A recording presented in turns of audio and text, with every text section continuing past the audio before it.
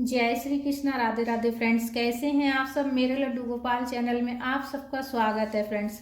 आज मैं आप सबको सफला एकादशी की व्रत की कथा सुनाने वाली हूँ फ्रेंड्स। व्रत कथा सुनाने वाली हूँ।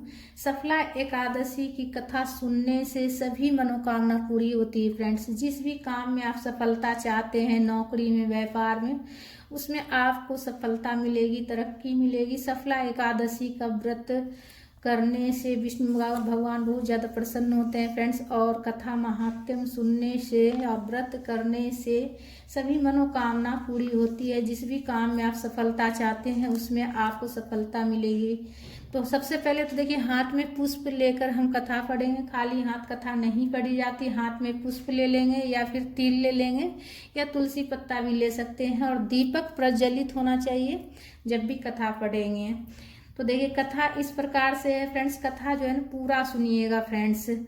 कथा इस प्रकार से, युधिष्ठिर ने पूछा, हे माधव, पौष मास की कृष्ण पक्ष की एकादशी का नाम क्या है और उस दिन किस देवता का पूजन करना चाहिए तथा उसकी क्या विधि है और उसके करने से क्या फल मिलता है, यह सब आप विस्तार पूर्वक कहो। भगवान श्री कृष्ण जी बोले, हे युधिष्ठिर, मैं आपके प्रश्नों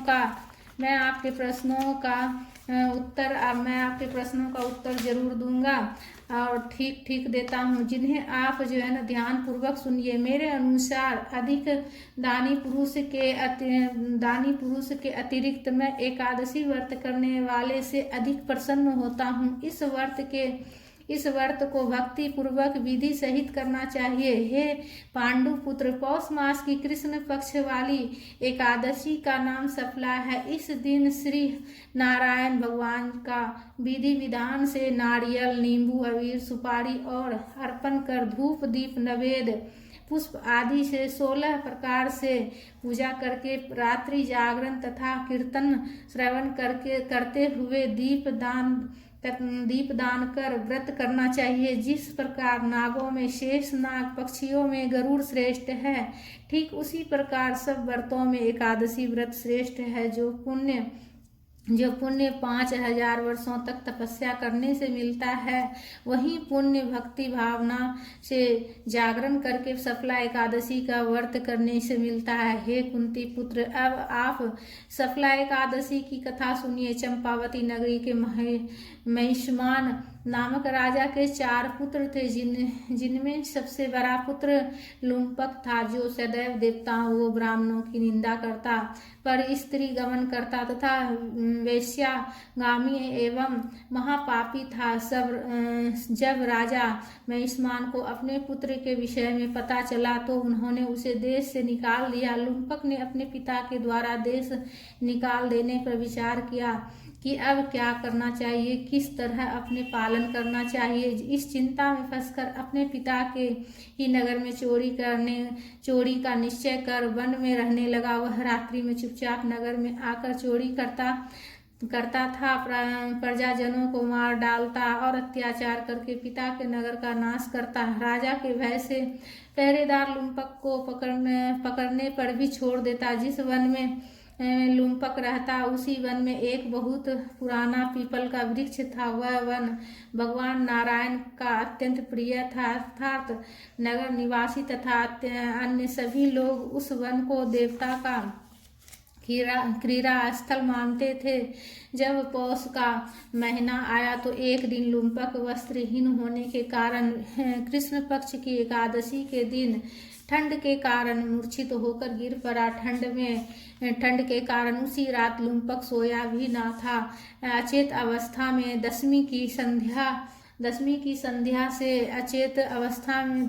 संध्या से एकादशी के दोपहर तक पड़ा रहा। इस तरह वह बिना भोजन किए ही रह गया। दूसरे दिन सूर्य की गर्मी होने से उसके शरीर का शीत कम हुआ और तब चैतन्य अवस्था में हुई तो अपने स्थान से उठकर गिरता पड़ता भोजन की तलाश करने लगा। शक्तिहीन हो जाने के कारण वह जीवों को मारने में भी असफल रहा। इसलिए वन के पेड़ों से जो फल टूट कर नीचे गिर जाते थे, उन्हें ही खाने के लिए उठकर ले आया और उसी पीपल के वृक्ष के नीचे रखकर दुखी हो बोला, हे भगवान, इन जिन फलों को आप ही खाकर तृप्त हो, क्योंकि वह दुखी था। क्रोध के कारण उसने ऐसा कहा। सूर्य नारायण अस्त होने को चले गए थे।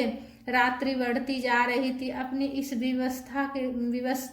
विवस्था के कारण वह रोने लगा और भूख के कारण उसे रात भर नींद भी नहीं आई। इस प्रकार पापी लुम्पक को इस भूल में हुए उपवास तथा रात्रि को जागरण करना, वो क्रोधवश भगवान को फल अर्पण करना अनजाने में ही एकादशी व्रत हो गया, जिसके कारण भगवान नारायण अति प्रसन्न हुए और उस पापी के सारे पाप नष्ट हो गए। प्रातः काल होते ही अनेकों सुंदर वस्तुओं से सजा हुआ एक घोड़ा लुम्पक के पास आया और उसी समय आकाशवाणी हुई कि हे राजकुमार, नारायण की कृपा से तेरे सारे पाप नष्ट हो गए, अतः अब तू अपने पिता के पास जाकर राज्य सुख भोग। आकाशवाणी सुनकर लुम्पक अत्यंत प्रसन्न हुआ। अच्छे वस्त्र धारण करके अपने पिता के पास पहुंचा, सारा वृत्तांत कहा। तब राजा महिषमान ने अपने राजपाट पुत्र को सौंप दिया और स्वयं भजन करने के लिए वन को प्रस्थान कर गया। तब लुम्पक ने राज करने लगा। वह और उसकी स्त्री बच्चे सब नारायण के भक्त हो गए। वृद्ध होने पर अपने पुत्र को राज्य सौंप कर लुम्पक वन में भगवान नारायण की उपासना एवं भक्ति करने को चला गया और अंत में विष्णु लोक को प्राप्त हुआ। जो मनुष्य नियम पूर्वक श्रद्धा और भक्ति के साथ पौष माह की कृष्ण पक्ष वाली एकादशी, सफला एकादशी का व्रत करते हैं, उनको अंत में मुक्ति प्राप्त होती है और इसके करने से अश्वमेघ यज्ञ के समान फल प्राप्त होता है। इस दिन तिल और गुड़ का सागर लिया जाता है। बोलो विष्णु भगवान की जय। कथा महात्म्यम संपूर्ण हुआ। सफला एकादशी की कथा महात्म्यम संपूर्ण हुआ। हाथ में जो पुष्प है वो प्रभु के चरणों में समर्पित करेंगे। बोलो विष्णु भगवान की जय। तो फ्रेंड्स कमेंट में विष्णु भगवान जी की जयकारा जरूर लगाइएगा फ्रेंड्स। विष्णु भगवान की जय। माता लक्ष्मी की जय।